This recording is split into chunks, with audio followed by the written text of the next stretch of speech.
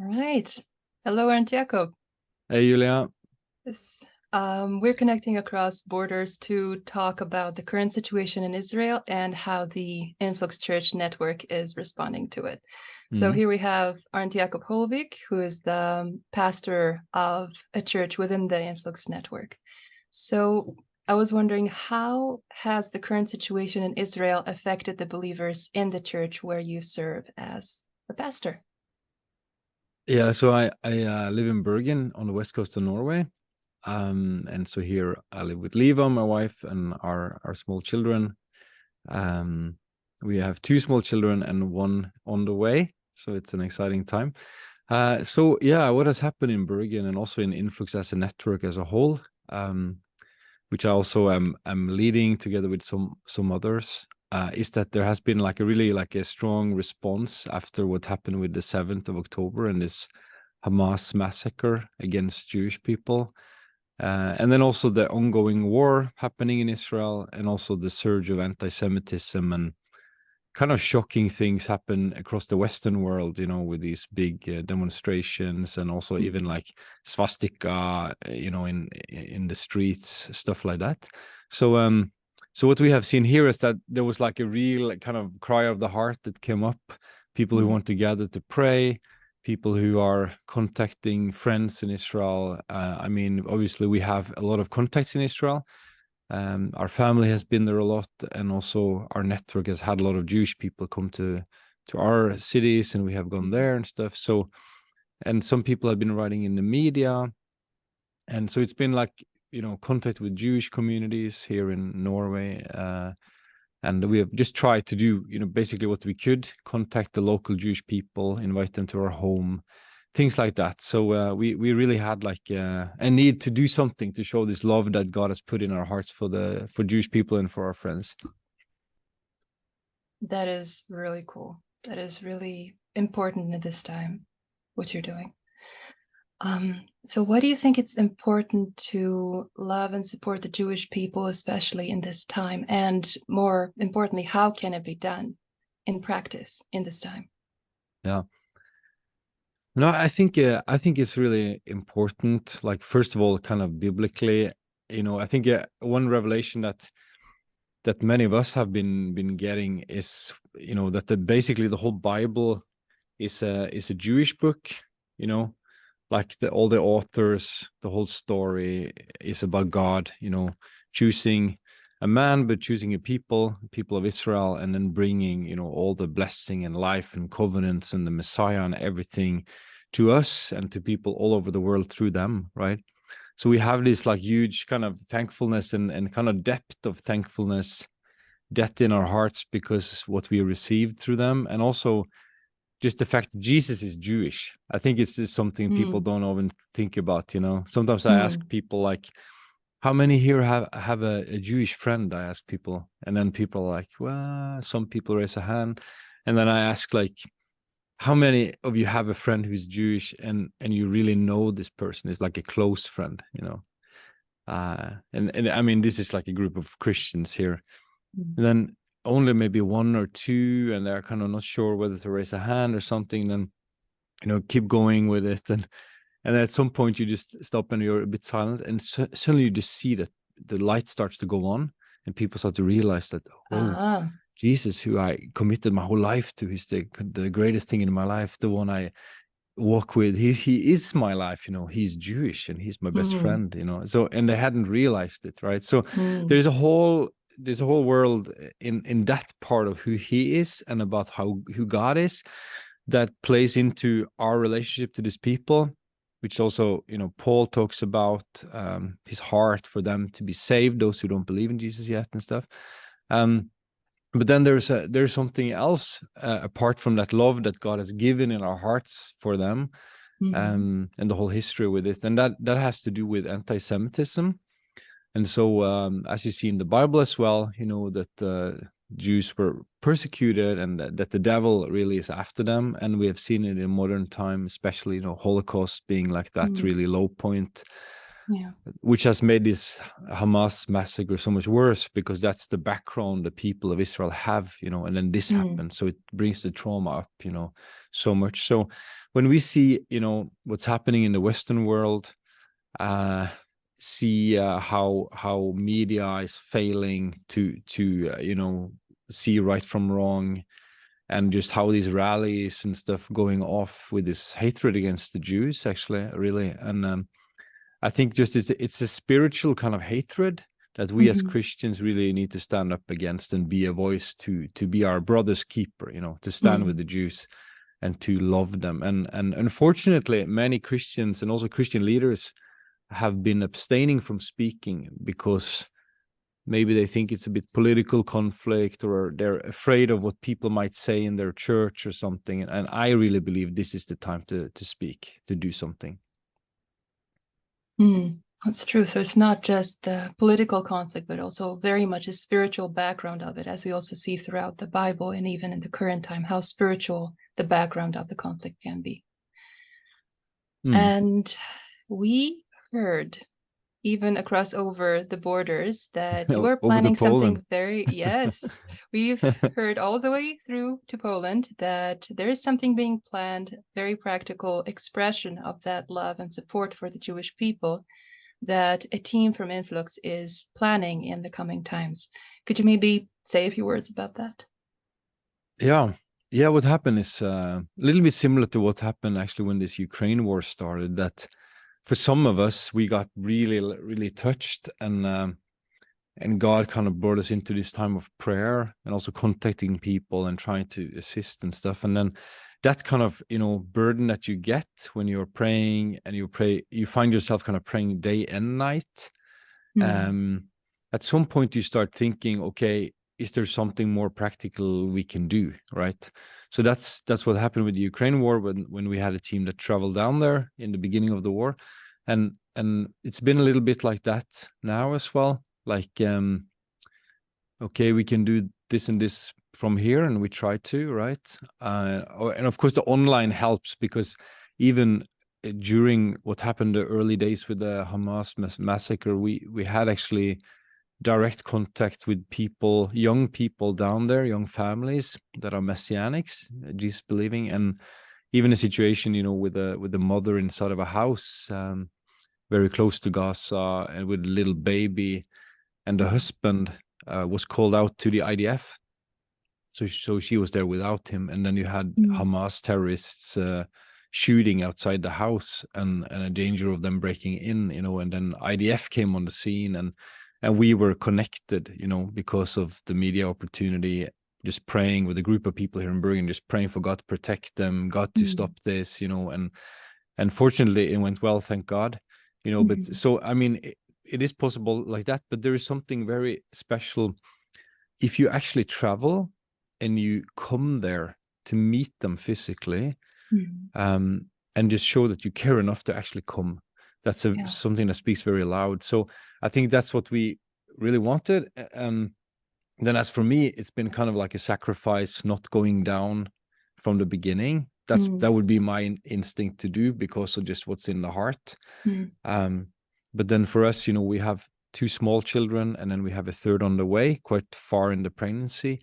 And we have been in Israel before when there has been air sirens and rocket attacks and stuff. So we know that, and also we got advice from people in Israel that maybe it's not the easiest to go in with small kids, especially in the beginning when it was really wild. And now we see again that the war is escalating again with more rocket attacks and stuff like that. So we prayed and found that, okay, we can go to Cyprus and make that our first step, because I knew that many Israelis had been evacuating to Cyprus. It's only a 1-hour flight away, very simple, direct flight.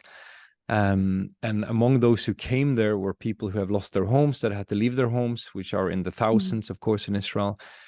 Families with children that have been traumatized because they've been living in the border areas and seen things and gone through a lot of things, and they just needed to have a break, because it's so intense for children that it can be very tough. So that's a group. And then another group that has been coming more and more now is actually the survivors of the Hamas massacre of the 7th of October. So 1,400 people actually are coming through Cyprus that survived the massacre. in order to go through kind of like a retreat program, actually, to process in peace, whatever you can call it, what they have been through, and also with the assistance and help in the context around them on Cyprus. And Cyprus also has a quite big Jewish community, and the biggest based in Larnaca. So what we decided is that our family, with some support also from my wife's mother, Erika, and her sister Krista, will come for some of the time, and could still be that more people will join us. We'll see, but our family will go down for like 2-3 weeks, and we will be based close to this synagogue in Larnaca, which is the Jewish center. And then we are now working on the contacts and stuff of how we can serve in the best possible way. So we are going on Thursday first to Poland for Jesus Walks with a lot of young people. Hallelujah. And then we travel on Sunday evening down to Cyprus. And then from there, we will see how God will lead. And maybe also at some point, it would be possible to go to Israel, but we will go there and see.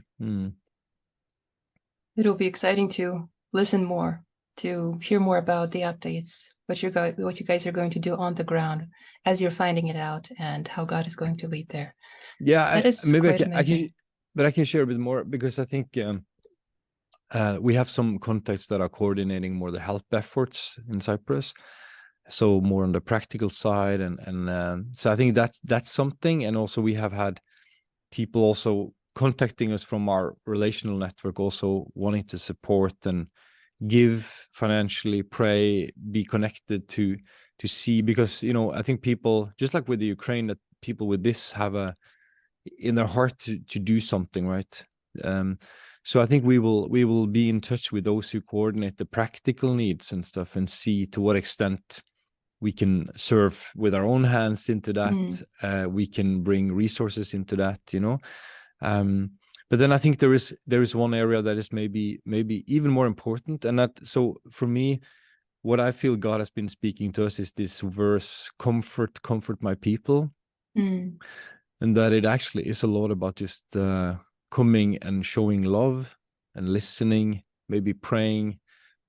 Sometimes God opens that you can even share about the Messiah, about Yeshua, about Jesus. And that happened here in the city with someone Jewish in this time, actually. And so, but just to come and love, just to be there and be available for people, and be close on where the Jewish people are, hear their stories, and just love, basically, and be there and be somebody who support. Because I think one thing is, you have the Holocaust story. That's number one for them, right?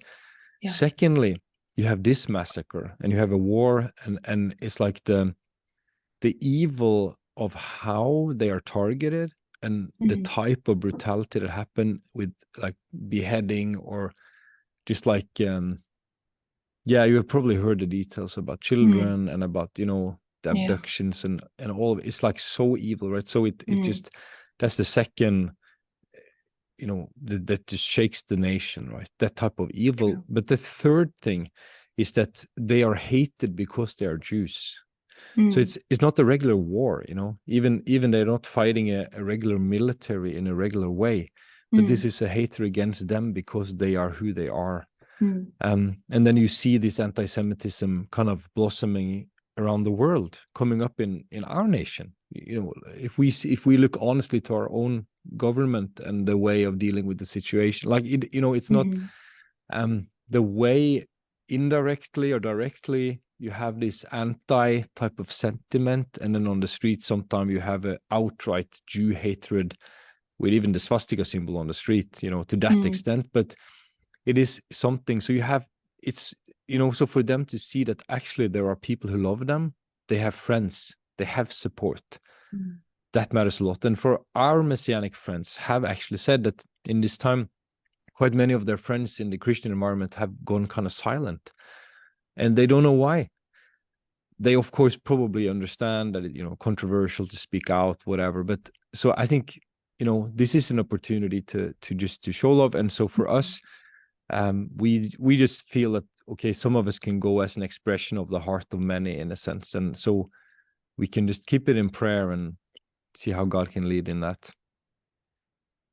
And that can be powerful, showing support to them in the practical way, and just, like you say, comforting his people. Okay, so what are the we've heard a little bit about of what it is that you're planning, and about the trip to Cyprus, which also sounds very like a very powerful way of how God can work through what you're going to do there on the ground. So what are the ways that people can follow the news about this trip? What are the ways that they can support if they want to? Yeah. No, I think we will try to make some updates as we go. That probably will just be posted, as we go in stories, social media, things that can be shared, so that it's easy for people to stay connected and follow. It's a bit hard to write to individuals as much, maybe in some instances. And then we might also do something with a newsletter format for the Influx network, those that have signed up for the newsletter. And yeah, people are welcome to sign up for that. Julia, how can they do that, by the way? They can do it through the link below in the description. That's great. So we will have that. As for us, I would say that for us, it's great to have prayer support, especially praying for God's guidance, just that we will be guided to be the right place and meet the right people, and just be available to the people He wants us to serve somehow, and just to hear His voice, and yeah, that His love can reach people through us in different ways, however He wants it. So I think prayer is like a big one. It's always beautiful also to go as a family with kids, because in these situations, like war situations, children, they just melt down the heaviness, and they just bring connection and joy, and so that's amazing. But just pray for the whole operation, also going as a family as well, which is a bit different from going just adults in a team, so but it's good. And then I think also if people want to give, like financially, that's a need. I mean, we're going kind of as a team from Influx, to express this heart. But it doesn't mean that we have all the finances covered to do it. So we do it in faith, and we do it also privately. So that's just one part, to be able to do this. We are trusting God that we will have what we need for those basic things in that. So that's something, if people want to help, we actually need that. And then it is also, support that can be used to directly help the needs, obviously, of the Jewish people we meet, and possibly support those who minister to them. And just whatever the need is, that they can be served, basically. So, but it's sometimes hard to know exactly before you come there. So in these situations, you often are on the go, and then you see. So we can, I guess, Julia, we could put in the description below the video also the information for giving as well. Yes, you can find all the links in the description below, both for signing up for the newsletter and the ways that you can support Arndt Jacob and the Influx team in their travel down to Cyprus and serving the Jewish people there. Yes. All right. Yes. Thank you so much for the talk, and may God bless you and the family and the whole team on your journeys. And hopefully until next time, to hear more about what has happened and what is happening down in Cyprus. Yeah, thank you, Julia, so much, and thank you also to everybody who has this heart. I know there are many of you, and it's so wonderful to stand together in these things. So it's a joy for us to get to share, and both for Liva and me, it's been a special story with Israel and the Jewish people, and I know for Influx family and for many other people in our countries, that it's deep in the heart for good reasons. So it's a good moment to stand together and show that love. Amen to that. Wonderful. Thank you, Arndt Jacob. And until next time. Bye-bye.